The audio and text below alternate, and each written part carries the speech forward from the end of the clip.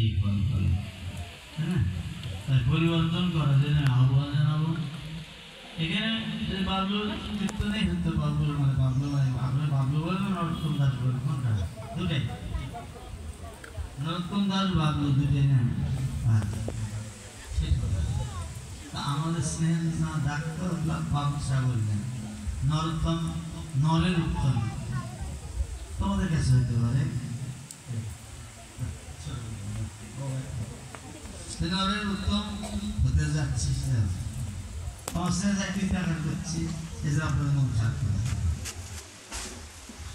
এই নরের উত্তম যেন হয়, নর মানে মানুষ, মানুষের মধ্যে উত্তম, এই তো কথা না। আমরা আমার সমাজে আনতে পারি মানব, মহামানব, অতি মানব। যারা অতি মানব হবে তারাই নরোত্তম ছিলেন নরোত্তম ঠাকুর মশাই, নাম সার্থক হয়েছিল নরু থেকে নরোত্তম।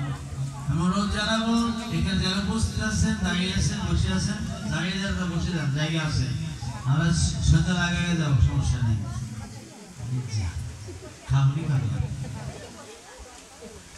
কথা বলা হবে না, মায়েদের মধ্যে কথা হচ্ছে ভীষণ সাইডে দেখতে পাচ্ছি দর্শক আছে, এমনি দেখতে পাই তার ঘোরা ভাই চশমা আছে ডবল পাওয়ার।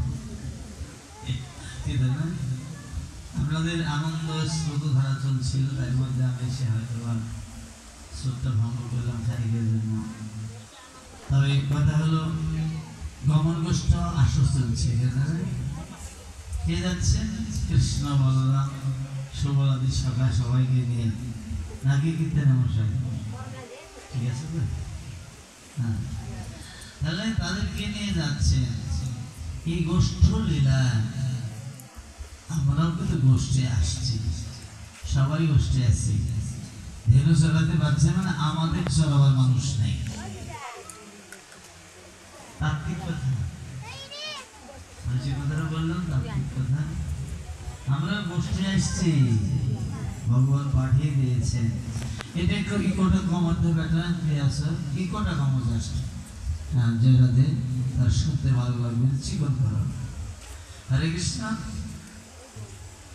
এত ভক্ত বেলে কি আনন্দ না করে যাওয়া যায়? কত বলে গেছে ওটা? এখনো চাকরি সীতামো যাইয়া কহে এই যাত্রা আছে না, এতক্ষণ ধরে গোষ্ঠী যাবারই পারেনি, বুঝেছেন? সময় অনেক, তাই সময় বাড়িয়ে যাচ্ছে। আমি বেশিক্ষণ সময় নেব না, আমাদের কতক্ষণ সময় আছে? আমার ইচ্ছা দেখো, কীর্তনের শেষ নাই মা, একটা একটা শাখা নিয়ে আমরা কীর্তন করি, যে যা করো। যদি ইচ্ছা করি একটা কীর্তন সন্ধ্যা পার করে দেবেন, তাও শেষ হবে না। দিনের বেলা দুপুর বাজে গেছে, পার হয়ে গেছে না, 2টো বাজতে, তাও এখনো গোষ্ঠী পাঠানো হয়নি নাকি?